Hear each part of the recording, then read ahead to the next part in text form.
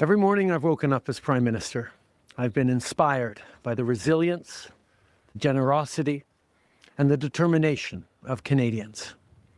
It is the driving force of every single day I have the privilege of serving in this office.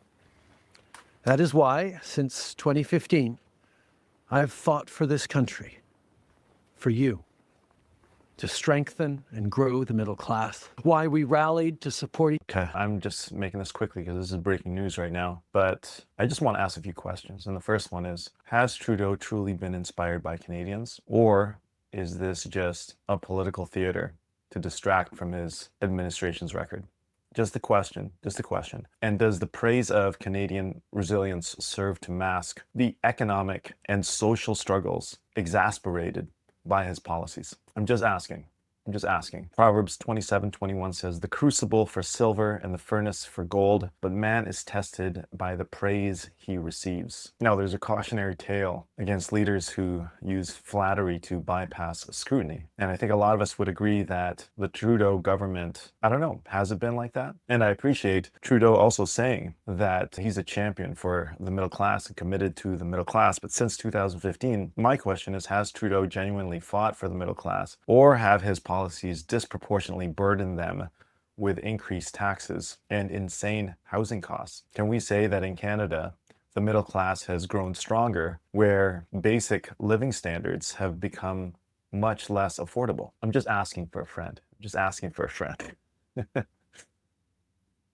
Each other through the pandemic, to advance reconciliation, to defend free trade on this continent, to stand strong with Ukraine and our democracy, and to fight climate change and get our economy ready for the future.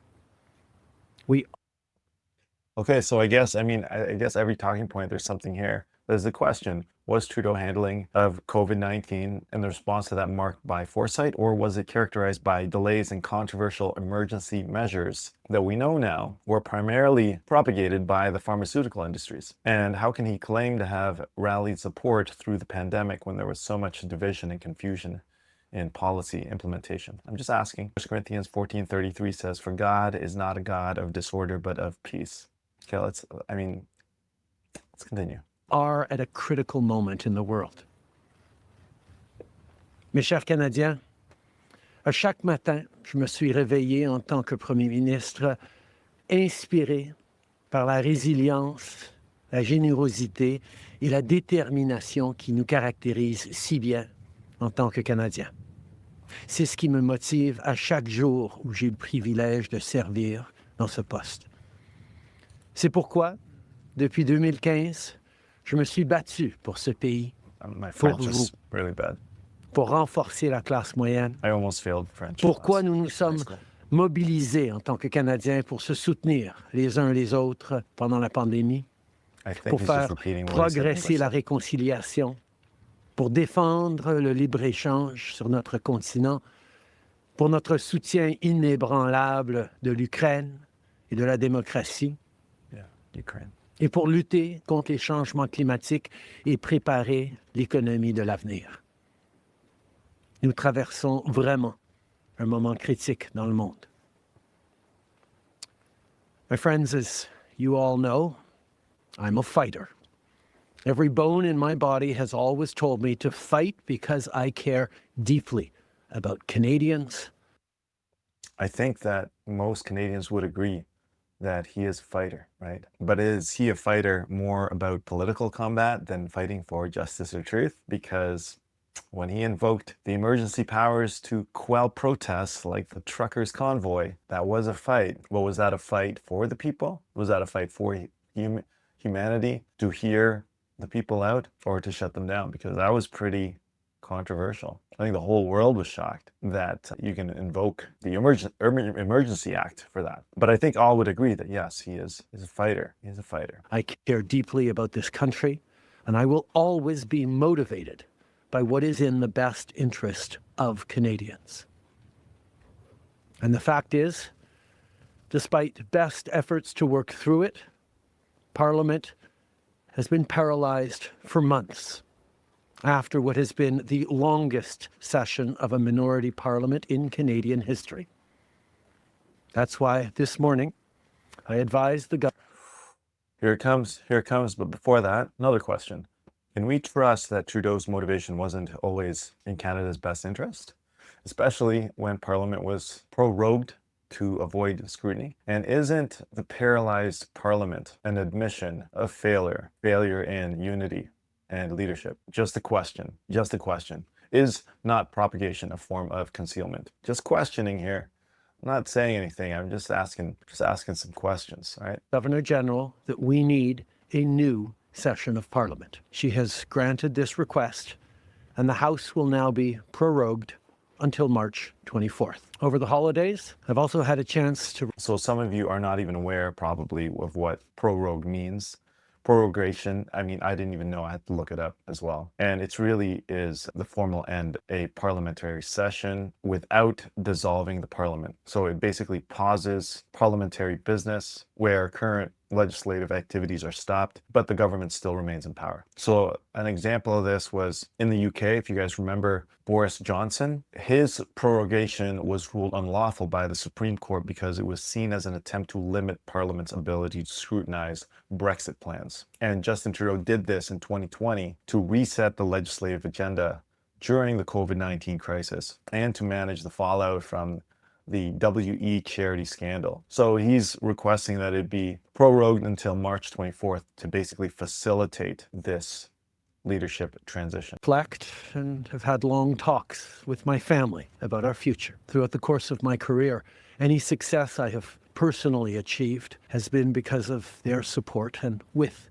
their encouragement. So last night over dinner, I told my kids about the decision that I'm sharing with you today. I intend to resign as party leader, as Prime Minister, after the party selects its next leader through a robust, nationwide, competitive.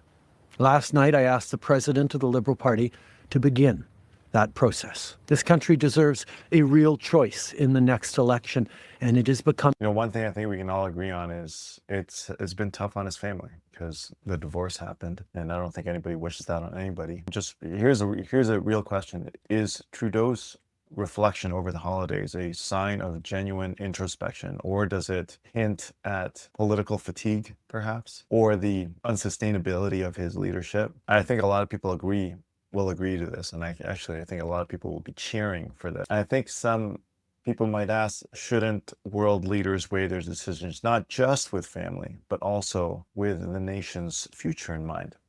Philippians 2:3-4 says, "Do nothing out of selfish ambition or vain conceit, rather in humility value others above yourselves, not looking to your own interest, but each of you to the interest of others." It's clear to me that if I'm having to fight internal battles, I cannot be the best option in that election. Michelle Fight. Actually, you know what? I have something to ask again. You know, by acknowledging the divisiveness. Actually, I have another question to ask. You know, by acknowledging the divisiveness, isn't Trudeau admitting he was more of a problem than a solution to Canadian politics? Just a question. Just a question. How does resigning after internal battles serve the country? Although I think a lot of us will agree that maybe this is more about ensuring his political legacy. Isn't it fitting too that Pierre was on Jordan Peterson's podcast, and I think a couple days later he resigns? I wonder if that, I didn't watch the podcast. If anybody has and thinks that had something to do with it, let us know in the comments down below. Prochain chef à l'issue d'un processus national, rigoureux et compétitif. Hier soir, j'ai demandé au président du parti de commencer les étapes nécessaires.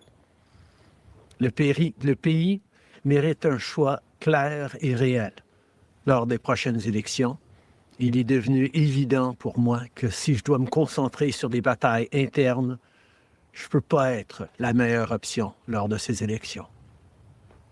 Le Parti libéral du Canada est une institution importante dans l'histoire de notre grand pays et de notre démocratie.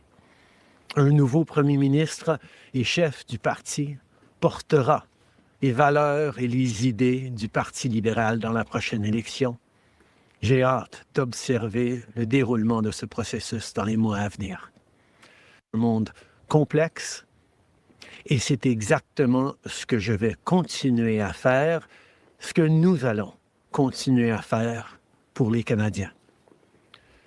The Liberal Party of Canada is an important institution in the history of our great country and democracy. A new Prime Minister and leader of the Liberal Party will carry its values and ideals into that next election. I'm excited to see the process unfold in the months ahead. We were elected for the third time in 2021 to strengthen the economy post-pandemic and advance Canada's interests in a complicated world, and that is exactly the job that I and we will continue to do for Canada. Well, the question is, can Trudeau's legacy be seen as one of ethical governance or political success, or is it marred by controversy and unfulfilled promises? And what does it say about his leadership that he's excited for the party's future only after deciding to leave? You know, from a Christian perspective, we can learn a lot about this in terms of servanthood, integrity, justice, mercy, humility, accountability. For even the Son of Man did not come to be served, but to serve and to give his life as a ransom for many. You know, some will question whether this